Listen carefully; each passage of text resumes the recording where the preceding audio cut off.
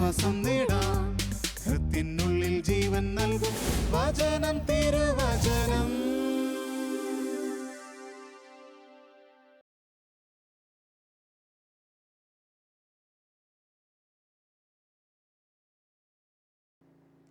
യേശുവിലെ ഏറ്റവും പ്രിയപ്പെട്ട സഹോദരി സഹോദരന്മാരെ, വചനം തിരുവചനം ശുശ്രൂഷയിൽ ഇന്ന് നമ്മൾ ചിന്തിക്കുന്ന വിഷയം യേശുവിനെ പോലെ ആരുമില്ല, അഥവാ യേശുവിൻ്റെ അനന്യത എന്നതിനെ പറ്റിയാണ്. C.S. ലൂയിസ് എന്ന് പറയുന്ന ലോക പ്രശസ്തനായ ക്രിസ്ത്യൻ തിങ്കർ, ക്രിസ്തീയ ചിന്തകൻ ഇപ്രകാരമാണ് പറയുന്നത്. അനേകർ പറയുന്നു യേശു മഹാനായ ഒരു ഗുരുവാണ്, ലോകം കണ്ടിട്ടുള്ള ഗുരുക്കന്മാരിൽ ഏറ്റവും മഹാനായ ഗുരുവാണ് യേശുവെന്ന് ലോകത്തിലെ ഒട്ടുമിക്കവാറും എല്ലാവരും തന്നെ സമ്മതിക്കുന്ന കാര്യമാണ്. എന്നാൽ C.S. ലൂയിസ് പറഞ്ഞ ഇതാണ്, അങ്ങനെ പറയാൻ പറ്റുകയില്ല. കാരണം യേശുവിനെ ഏറ്റവും നല്ലൊരു ഗുരു മാത്രമെന്ന് പറയാൻ പറ്റത്തില്ല. കാരണം യേശു തന്നെക്കുറിച്ച് തന്നെ പറഞ്ഞിരിക്കുന്ന കാര്യങ്ങൾ, അവകാശപ്പെട്ട കാര്യങ്ങൾ എല്ലാം കണക്കിലെടുക്കുമ്പോൾ യേശു വെറുമൊരു ഗുരുവല്ല. 3 പോസിബിലിറ്റീസ്, 3 സാധ്യതകളാണ് അദ്ദേഹം പറയുന്നത്. ഒന്ന്, യേശു ഒരു ഭ്രാന്തനായിരുന്നു. അതിൻ്റെ കാരണം സ്വർഗത്തിൽ നിന്നാണ് ഞാൻ ഇറങ്ങി വന്നിരിക്കുന്നത് എന്ന് പറയുന്ന ഒരു മനുഷ്യൻ എങ്ങനെയാണ് നല്ല ഒരു ഗുരു മാത്രമാകുന്നത്? ഒന്നെങ്കിൽ അദ്ദേഹത്തിന് ഭ്രാന്താണ്. ഞാനും പിതാവും ഒന്നാണ്, എന്നെ കാണുന്നവൻ പിതാവായ ദൈവത്തെ കാണുന്നു, ഞാനും പിതാവും ഒന്ന് തന്നെ എന്ന് പറഞ്ഞാൽ ദൈവമാണ്. അതുപോലെ തന്നെ നിങ്ങൾ ആരെയാണ് അന്വേഷിക്കുന്നത് എന്ന് ചോദിക്കുമ്പോൾ നസറായനായ യേശുവിനെ എന്ന് പറയുമ്പോൾ ഞാനാകുന്നവൻ ഞാനാകുന്നു എന്ന് പറഞ്ഞാൽ, മോശ നിന്റെ പേരെന്താണെന്ന് ദൈവത്തോട് ചോദിച്ചപ്പോൾ യഹോവയായ ദൈവം മറുപടി കൊടുത്തത് ഞാനാകുന്നവൻ ഞാനാകുന്നു എന്നാണ്. അതേ മറുപടി തന്നെയാണ് ഗെത്സമേൻ തോട്ടത്തിൽ യേശു പറയുന്നത്, ഞാനാകുന്നവൻ ഞാനാകുന്നു. കടലിൻ്റെ മുകളിലൂടെ നടന്നു വരുന്ന സമയത്ത് ശിഷ്യന്മാർ ഭയപ്പെടുന്ന സമയത്തും യേശു യഥാർത്ഥത്തിൽ പറഞ്ഞത് ഭയപ്പെടേണ്ട, ഞാനാകുന്നവൻ ഞാൻ തന്നെയാകുന്നു. യഹോവയായ ദൈവം പറഞ്ഞ അതേ പേര് തന്നെ തനിക്കിട്ടുകൊണ്ട് താനും യഹോവയായ ദൈവവും ഒന്നാകുന്നു എന്ന് പറഞ്ഞ യേശു ഒരു നല്ല ഗുരുവാകുന്നത് എങ്ങനെയാണ്?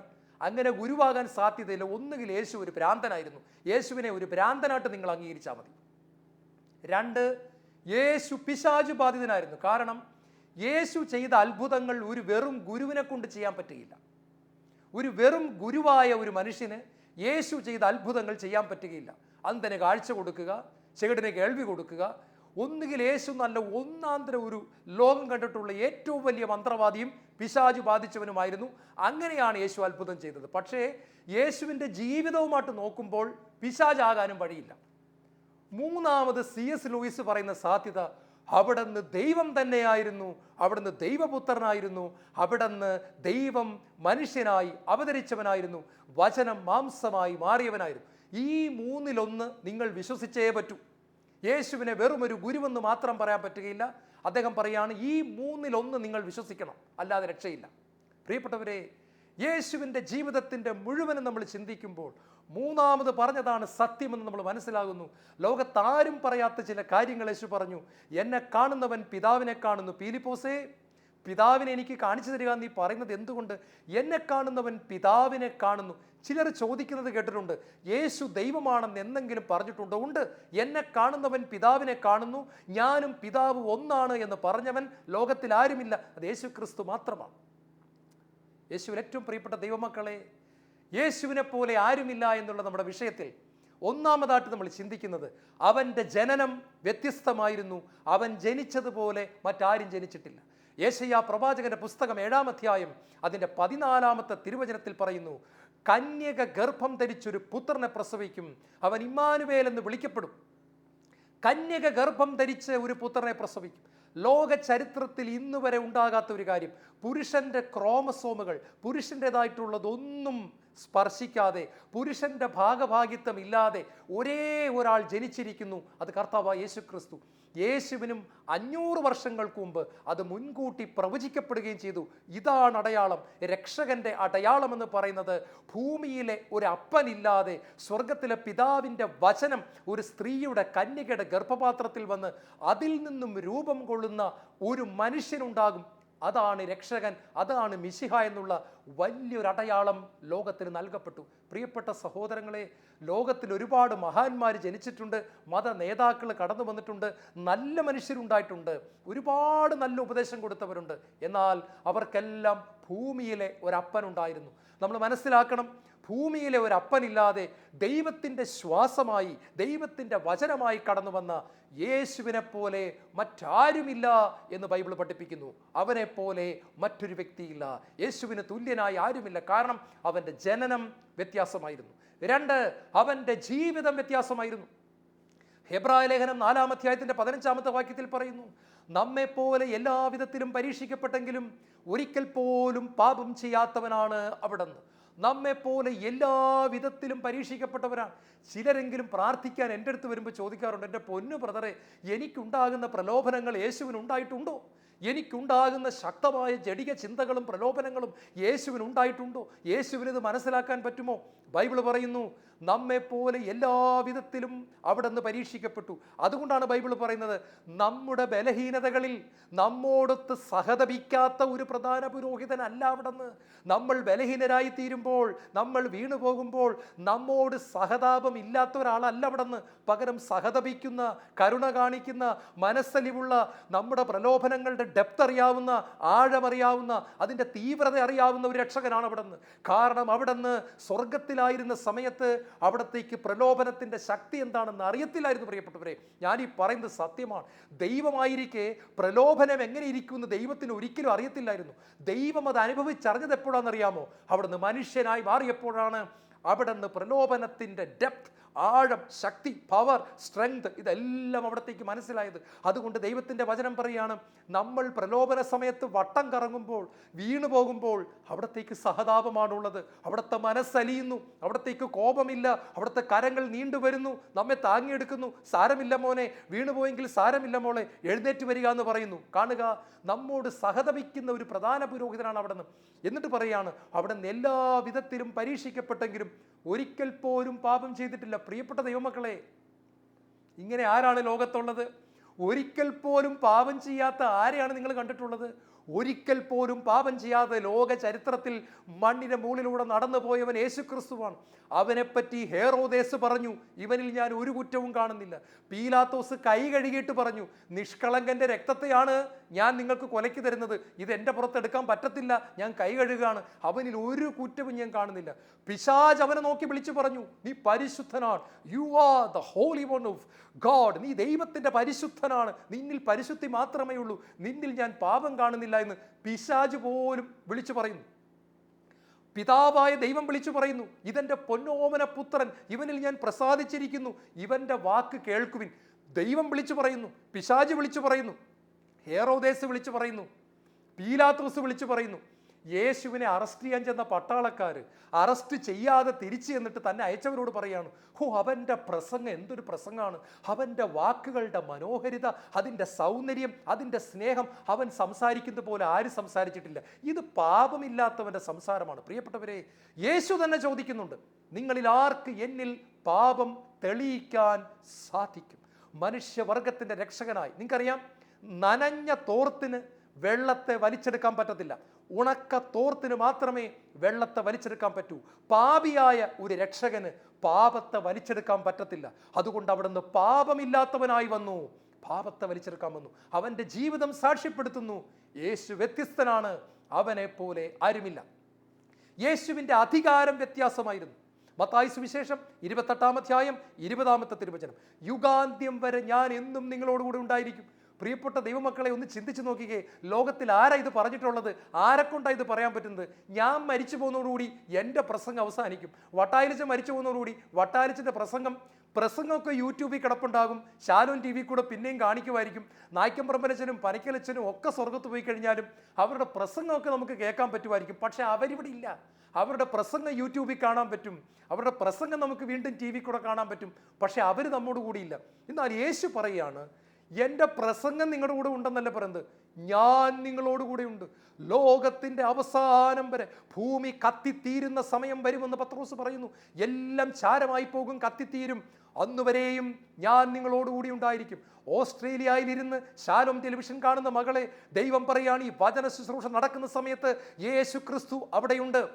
കർത്താവിൻ്റെ അപ്പോസ്തലന്മാർ എല്ലാവരും കൂടി എഴുതിയ ഒരു പുസ്തകമാണ് ഡിഡാക്കെ. നിങ്ങൾ കേട്ടിട്ടുണ്ടോ എന്ന് അറിയത്തില്ല. ഡിഡാക്കെ എന്ന് പറയുന്ന പുസ്തകത്തിൽ അപ്പോസ്തലന്മാർ ഒരുമിച്ച് എഴുതിയതാണ്. ആ പുസ്തകത്തിൽ ഇങ്ങനെയാണ് പറയുന്നത്, എവിടെയെല്ലാം ദൈവത്തിൻ്റെ വചനം പ്രഘോഷിക്കപ്പെടുന്നുണ്ടോ അവിടെയെല്ലാം കർത്താവായ യേശു ക്രിസ്തു സന്നിഹിതനാണ്. ഹല്ലേലൂയ.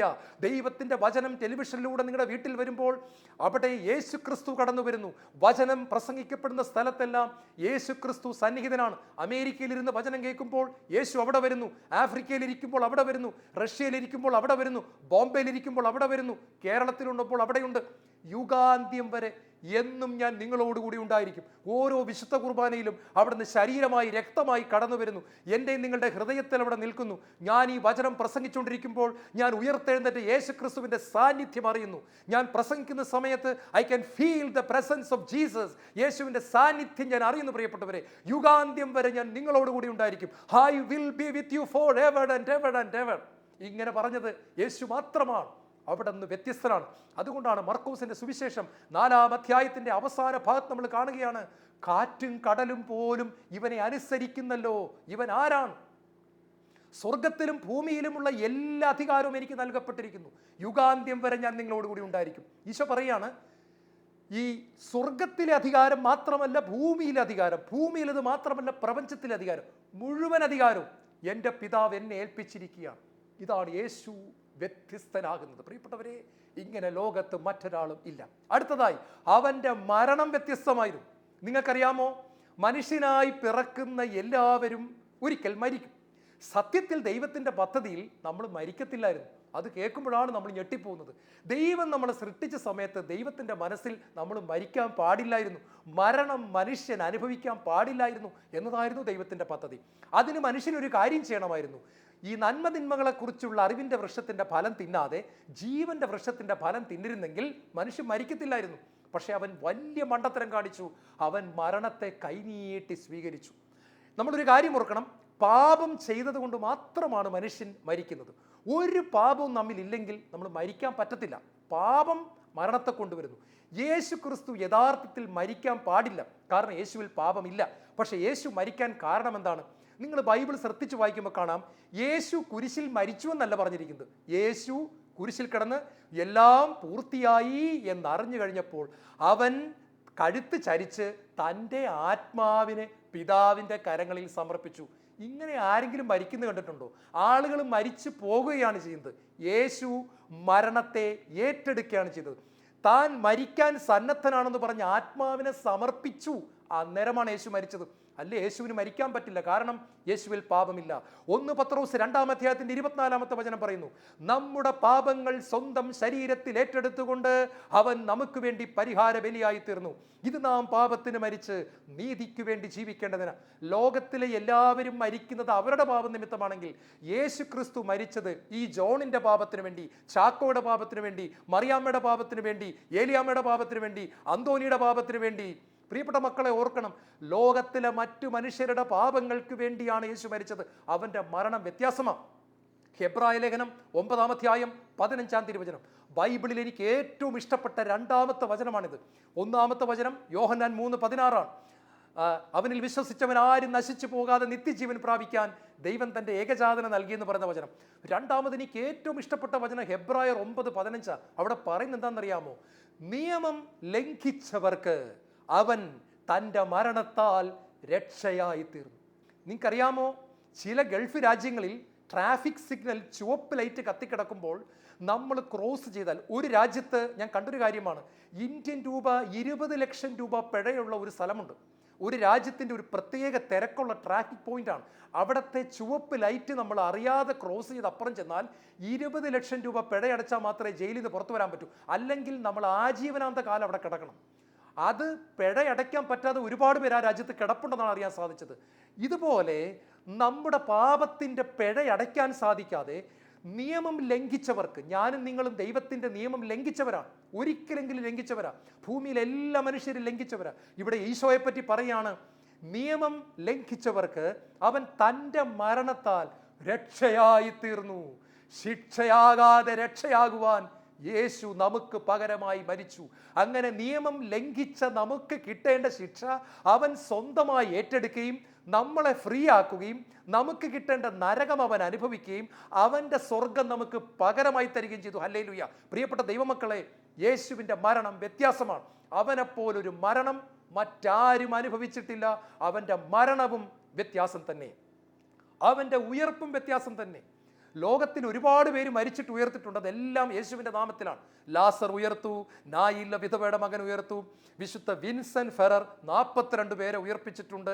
സഭയിൽ, കത്തോലിക്ക സഭയിൽ മരിച്ചവരെ ഉയർപ്പിച്ച വിശുദ്ധരുടെ എണ്ണം ഇഷ്ടം പോലെ പേരുണ്ട്. വിശുദ്ധ ഹായ്സിന്ത് ഉണ്ട്, പയോളയിലെ വിശുദ്ധ ഫ്രാൻസിസ്, ഇവരെല്ലാം ഇഷ്ടം പോലെ മരിച്ചവരെ ഉയർപ്പിച്ചവരാ. അന്തോണീസ് പുണ്യാളൻ 4 പേരെ ഉയർപ്പിച്ചു. പക്ഷെ ഇവരെല്ലാം മരിച്ചുപോയി. എന്നാൽ യേശുവിൻ്റെ ഉയർപ്പിന് ഒരു പ്രത്യേകതയുണ്ട്. യേശു ഉയർത്തിന് ശേഷം പിന്നീട് ഒരിക്കലും മരിച്ചിട്ടില്ല. അതുകൊണ്ടാണ് ദൈവത്തിൻ്റെ വചനം വ്യക്തമായിട്ട് നമ്മളെ പഠിപ്പിക്കുകയാണ്, മരണത്തിൻ്റെ മേൽ അവന് ഇനി അധികാരം ഇല്ല. മരിച്ചവരിൽ നിന്ന് ഉയർത്തവനായ യേശു ക്രിസ്തുവിൻ്റെ മേൽ ഇനി മരണത്തിന് അധികാരമില്ല, അവൻ എന്നേക്കും ജീവിക്കുന്നു. അതുകൊണ്ടാണ് യേശു പറഞ്ഞത്, യുഗാന്ത്യം വരെ ഞാൻ എന്നും നിങ്ങളോടുകൂടി ഉണ്ടായിരിക്കും. പത്രോസിൻ്റെ ആദ്യത്തെ പ്രസംഗത്തിൽ പത്രോസ് പറയുന്നുണ്ട്, അധർമ്മികളുടെ കൈകളാൽ നിങ്ങൾ അവനെ കുരിശിൽ തറച്ചു കൊന്നു, എന്നാൽ ദൈവം അവനെ മൃത്യുപാശത്തിൽ നിന്ന് ഉയർപ്പിച്ചു. കാരണം അവൻ മരിച്ചവരുടെ ഇടയിൽ കഴിയുക അസാധ്യമായിരുന്നു. അവൻ ദൈവമായതുകൊണ്ട് കല്ലറയ്ക്കകത്ത് കിടക്കുക അസാധ്യമാണ്. കല്ലറയുടെ വാതിലുകളെ തകർത്തുകൊണ്ട് ദൈവപുത്രനായ യേശു ക്രിസ്തു പുറത്തു വന്നു. ഇനി മരണത്തിന് അവൻ്റെ മേൽ അധികാരമില്ല. ഹല്ലേലൂയ. അവനെ ഇനി കൊല്ലുവാൻ ആർക്കും സാധ്യമല്ല. എന്നേക്കും ജീവിക്കുന്നവനായ അവൻ നമുക്ക് വേണ്ടി മധ്യസ്ഥം വഹിക്കുന്നു. ഇതിൽ പോലെ ഒരു സന്തോഷമുണ്ടോ? പിതാവിൻ്റെ അടുത്തിരുന്ന് നമുക്ക് വേണ്ടി മധ്യസ്ഥം വഹിക്കുന്നു. ഇത് മനസ്സിലാക്കണമെങ്കിൽ ഒന്നുകൂടെ ഞാൻ പറഞ്ഞുതരാം. ജോബിൻ്റെ പുസ്തകത്തിൽ 1-ാമത്തെ അധ്യായത്തിൽ നിങ്ങൾ കാണുന്നു, സാത്താൻ ഇടയ്ക്കിടയ്ക്ക് ദൈവത്തിൻ്റെ അടുത്ത് എന്നിട്ട് പറയും, ദൈവമേ, നിന്റെ മകൻ തോമാച്ചൻ ആസക്തിയോടെ ഒരു സ്ത്രീയെ നോക്കി, കണ്ടോ കണ്ടോ, അവൻ പാപം ചെയ്തു, അവൻ മാമോദിസ സ്വീകരിച്ചവനാ, അവൻ ആദ്യ കുർബാന സ്വീകരിച്ചവനാ, അവൻ ആസക്തിയോടെ സ്ത്രീയെ നോക്കി, കണ്ടോ കണ്ടോ, നിന്റെ മകൻ ജോൺ ഒരാളെ കുറ്റം പറഞ്ഞു, കണ്ടോ കണ്ടോ. ഇതാണ് സാത്താൻ്റെ ജോലി. നമ്മുടെ കുറ്റം ദൈവത്തിന് മുമ്പിൽ പറയുന്നതാണ് സാത്താൻ്റെ ജോലി. യേശുവിൻ്റെ ജോലി എന്താണെന്നറിയാമോ? നമ്മുടെ കുറ്റം സാത്താൻ പറയുന്ന സമയത്ത് യേശു പിതാവിനോട് പറയാം, പിതാവേ, അവൻ ബലഹീനനാണ് കേട്ടോ, അവനോട് ക്ഷമിക്കണേ. അവൻ പാവമാണ് കേട്ടോ, അവനോട് ക്ഷമിക്കണേ. അവൻ ആകപ്പാട് ഒരു ബലമില്ലാത്തവനാണ്. ചെറിയ പ്രലോഭനം വരുമ്പോൾ തന്നെ വീണു പോകുന്നവനാണ് ഈ തോമാച്ചൻ. ഈ ജോൺ എന്ന് പറയുന്നവന് ഒരു ബലമില്ല, അവൻ പ്രസംഗിക്കുമെന്ന് മാത്രമേ ഉള്ളൂ. പക്ഷേ അവൻ ഒരു പ്രലോഭനത്തെ നേരിടാൻ ശക്തിയില്ല. അവനോട് കരുണ കാണിക്കണമേ. ഇതാണ് യേശുവിൻ്റെ ശുശ്രൂഷ. നമുക്ക് വേണ്ടി വാദിക്കുന്നവനാണ് യേശു. എന്നേക്കും ജീവിക്കുന്നവനായ അവൻ നമുക്ക് വേണ്ടി മധ്യസ്ഥം വഹിക്കുന്നു. വീണ്ടും യേശു വ്യത്യസ്തനാകുന്നത്, അവൻ്റെ കിങ്ഡം, അവൻ്റെ രാജ്യം വ്യത്യസ്തമാണ്. യേശുവിൽ ഏറ്റവും പ്രിയപ്പെട്ട ദൈവമക്കളെ, സീസറിന് രാജ്യമുണ്ടായിരുന്നു, ഭൂമിയിലായിരുന്നു. അലക്സാണ്ടർക്ക് രാജ്യമുണ്ടായിരുന്നു, ഭൂമിയിലായിരുന്നു. നെപ്പോളിയന് രാജ്യമുണ്ട്. ഇന്നും ലോകത്ത് രാജാക്കന്മാരുണ്ട്, നമുക്ക് കാണാൻ സാധിക്കും. ഗൾഫ് രാജ്യങ്ങളിലൊക്കെ രാജാക്കന്മാരുണ്ട്. പക്ഷെ നമ്മൾ ഒന്ന് ഓർക്കണം, യേശുവിൻ്റെ രാജ്യത്തിനൊരു വലിയ പ്രത്യേകതയുണ്ട്. പീലാത്തോസ് ചോദിക്കുന്നുണ്ട്, നിന്റെ രാജ്യം ഐഹികമാണോ? ശരിക്കും റോമ ഗവൺമെന്റ് പേടിച്ചു പോയെന്താണെന്നറിയാമോ? യേശുവിൻ്റെ അത്ഭുതങ്ങൾ കണ്ടപ്പോൾ അവർ വരണ്ടുപോയി. കാരണം അവർക്ക് തോന്നി, എൻ്റെ ദൈവമേ, ഇതെന്താ, കൊടുങ്കാറ്റ് ശാന്തമാകുന്നു, കടൽ ശാന്തമാകുന്നു, 5 അപ്പം കൊണ്ട് 5000 അല്ല 10000 ഭക്ഷിച്ച് തൃപ്തരാകുന്നു, പൊരിച്ച മീൻ വർദ്ധിക്കുന്നു, മരിച്ചവൻ ഉയർപ്പിക്കപ്പെടുന്നു. ഇവനെങ്ങാനും കൈയൊന്ന് പൊക്കി കാണിച്ചാൽ റോമാക്കാരുടെ ലക്ഷക്കണക്കിന് പട്ടാളം ചാരമായി പോകാൻ അധിക സമയമൊന്നും വേണ്ട. നമ്മുടെ രാജ്യത്തെ ഇവൻ തകർത്ത് കളയും. ഇവൻ്റെ കൈയൊന്ന് പൊക്കിപ്പിടിച്ചാൽ നമ്മുടെ പട്ടാളം മുഴുവൻ കഴുത്തോടിയും ചത്തുപോകും. അവർ ഭയന്നു പോയി. അതുകൊണ്ട് പീലാത്തോസ് ഒരു ചോദ്യം ചോദിച്ചു, നീ രാജാവാണോ? നിനക്ക് രാജ്യമുണ്ടോ? നിനക്ക് പട്ടാളമുണ്ടോ? യേശു പുഞ്ചിരിയോടെ മറുപടി പറയാൻ, എൻ്റെ രാജ്യം ഐഹികമല്ല. നീ കാണുന്ന പോലീസിൻ്റെയും പട്ടാളത്തിൻ്റെ രാജ്യമല്ല. എൻ്റെ രാജ്യമുണ്ട്, ഞാൻ രാജാവാണ്. അത് സ്നേഹരാജ്യമാണ്, അത് ആത്മാവിൻ്റെ ലോകത്തിലുള്ള രാജ്യമാണ്, മനുഷ്യ ഹൃദയങ്ങളെ കീഴടക്കുന്ന രാജ്യമാണ്, സ്നേഹത്തിൻ്റെ അഗ്നി കത്തുന്ന ഒരു രാജ്യമാണ്, അത് ലോകം മുഴുവൻ കത്തിപ്പടരുന്ന ഒരു രാജ്യമാണ്. മനുഷ്യ ഹൃദയങ്ങളെ കീഴടക്കിക്കൊണ്ട് സ്നേഹമാക്കി രൂപാന്തരപ്പെടുത്തുന്ന സ്നേഹരാജാവാണ് ഞാൻ. അത് ആത്മാവിൻ്റെ തലത്തിലാണ്. അവിടെ പട്ടാളക്കാരുണ്ട്, അത് മാലാഖമാരാണ്. അവിടെ പട്ടാളക്കാരൊക്കെ ഉണ്ട്, പക്ഷെ അത് പാപത്തിനെതിരെ പടപൊരുതുന്ന മാലാഖമാരാണ്. പ്രിയപ്പെട്ട സഹോദരങ്ങളെ, ഇങ്ങനെ ലോകത്ത് സംസാരിച്ചിട്ടുള്ള ഒരു ഒറ്റ വ്യക്തിയേ ഉള്ളൂ. ഞാൻ രാജാവാണ്, എൻ്റെ രാജ്യം ഐഹികമല്ല, എൻ്റെ രാജ്യം ആത്മീയ ലോകത്തിലാണ്, മനുഷ്യ ഹൃദയങ്ങളിലാണ്. നിങ്ങൾ നെപ്പോളിയൻ ചക്രവർത്തിയെക്കുറിച്ച് കേട്ടിട്ടില്ലേ? നെപ്പോളിയൻ ചക്രവർത്തി അവസാനം മരിക്കാനായിട്ട് ലാസ്റ്റ് മൊമെന്റിൽ വരികയാണ്. നെപ്പോളിയന് മനസ്സിലായി തൻ്റെ യുദ്ധമൊക്കെ പോയി, തനിക്ക് ആരുമില്ല, താനിത് ദയനീയമായിട്ട് മരിക്കുകയാണ്. അപ്പോൾ നെപ്പോളിയൻ പറയുന്നൊരു കാര്യമുണ്ട്. നെപ്പോളിയൻ ഇങ്ങനെയാണ് പറഞ്ഞത്: സീസർ കടന്നുപോയി, അലക്സാണ്ടർ കടന്നുപോയി, രാജ്യങ്ങളെ വിറപ്പിച്ച അലക്സാണ്ടർ ചക്രവർത്തി 6 അടി മണ്ണിൽ അവസാനിച്ചു. റോമാ സാമ്രാജ്യത്തെ കിടുകിട വിറപ്പിച്ച ചക്രവർത്തിമാർ 6 അടി മണ്ണിൽ അവസാനിച്ചു. സകലതും സാധ്യമാണെന്ന് വീമ്പിളക്കിയ നെപ്പോളിയനും 6 അടി മണ്ണിൽ അവസാനിക്കുന്നു. എന്നാൽ 2 കള്ളന്മാരുടെ മധ്യത്തിലായി കുരിശിൽ തറയ്ക്കപ്പെട്ട യേശുവേ, നിന്റെ രാജ്യത്തിന് അവസാനമില്ല. ആയിരക്കണക്കിന് വർഷങ്ങളായി കോടാനുകോടി ജനങ്ങളുടെ ഹൃദയങ്ങളെ കീഴടക്കിക്കൊണ്ട്, പാപികളുടെ ഹൃദയങ്ങളെ കീഴടക്കിക്കൊണ്ട്, മനുഷ്യരെ സ്നേഹത്താൽ പിടിച്ചുകൊണ്ട് നിന്റെ സ്നേഹ സാമ്രാജ്യം ഭൂഖണ്ഡങ്ങളോളം കത്തിപ്പടരുന്നു. നിനക്ക് വേണ്ടി മരിക്കാൻ മിഷണറിമാർക്ക് ഭയമില്ല, നിനക്ക് വേണ്ടി മരിക്കാൻ അവർക്ക് സന്തോഷമാണ്. സിംഹത്തിൻ്റെ വായിലേക്ക് ദൈവമക്കളെടുത്ത് ചാടുന്നു. കൊല്ലുമെന്ന് പറഞ്ഞ് കഴുത്തിന് നേരെ വാള് വയ്ക്കുമ്പോൾ യേശുവേ എന്ന് വിളിച്ച് കഴുത്ത് നീട്ടിക്കൊടുക്കുന്നു. നിന്റെ രാജ്യത്തിന് അവസാനമില്ല. പ്രിയപ്പെട്ടവരെ, ഇങ്ങനെ ഒരു രാജ്യവും രാജാവും യേശുവിന് മാത്രമേ ഉള്ളൂ. അടുത്തതായി, അവൻ്റെ 2ാമത്തെ വരവിനും തുല്യമായിട്ട് മറ്റൊന്നില്ല. ലോകത്തിൽ ആരാ പറഞ്ഞത് ഞാൻ വീണ്ടും വരുമെന്ന്? മരിക്കുന്നതിന് മുമ്പാ എല്ലാവർക്കും മരണത്തെ പേടിയാ. യേശു പറയാണ്, ഞാൻ പോയിട്ട് വീണ്ടും വരും, സ്ഥലം ഒരുക്കി കഴിഞ്ഞിട്ട് വീണ്ടും വരും, നിങ്ങളെ കൊണ്ടുപോകാൻ വീണ്ടും വരും. മാത്രമല്ല, അവൻ്റെ വരവിനെപ്പറ്റി ദാനിയേൽ പ്രവാചകൻ പ്രവചിച്ചിരിക്കുന്നു: വാനമേഘങ്ങളിൽ മനുഷ്യപുത്രനെ പോലെ ഒരുവൻ കടന്നു വരുന്നു. 1 തെസ്സലോനിയർ 4-ാം അധ്യായത്തിന്റെ 16 മുതൽ വാക്യങ്ങൾ നമ്മൾ കാണുന്നു. അവസാന കാഹളധ്വനി മുഴങ്ങുകയും ദൈവത്തിൻ്റെ കാഹളധ്വനി വാനിൽ മുഴങ്ങുമ്പോൾ കർത്താവ് വാനമേഘങ്ങളിൽ ഇറങ്ങി വരും. അപ്പോൾ നമ്മിൽ ജീവിച്ചിരിക്കുന്നവർ അവനെ എതിരേൽക്കാനായി വാനമേഘങ്ങളിൽ സംവഹിക്കപ്പെടും. ക്രിസ്തുവിൽ മരിച്ചവർ ഉയർത്തെഴുന്നേൽക്കും. യേശു വീണ്ടും മടങ്ങി വരും. ലോക ചരിത്രത്തിൽ ഇതുപോലൊരു വരവ് ആർക്കുമില്ല, ഒരാൾക്കുമില്ല, ഒരു നേതാവിനുമില്ല. മാലാഖമാരുടെ അകമ്പടിയോടെ വാനമേഘങ്ങളിൽ മഹത്വത്തിൻ്റെ രാജാവായി അവിടെ നിന്ന് എഴുന്നള്ളി വരും.